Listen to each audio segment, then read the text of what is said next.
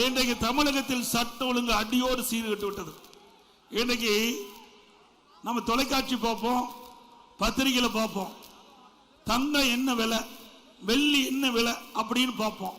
இப்போ கொலை நிலவரம் என்ன, பத்திரிகை ஊடகத்தில் கொலை நிலவரம் என்ன? இப்படிப்பட்ட ஆட்சி தேவையா? இன்றைக்கு சட்ட ஒழுங்கு சந்தி சிரிச்சுக்கிட்டு இருக்குது.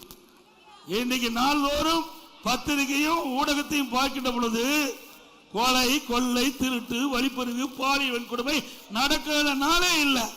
தினந்தோறும் பத்திரிகை செய்தி இதுதான் தலைப்பு செய்தியாக வந்துகிட்டு இருக்குது. இப்படி சட்ட ஒழுங்கு சீர்கட்ட ஆட்சி தேவையா?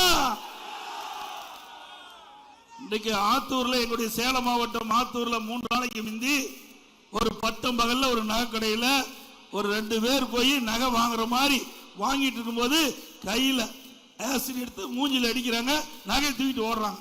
பட்டம் பகல்ல. உடனே அங்க இருக்கிற மக்கள் துரத்தி பிடிச்சு காவல் நிலையத்தில் ஒப்படைச்சிருக்கிறாங்க. ஆக பகலையே கொள்ளையடிக்கின்ற ஆட்சி தேவையா?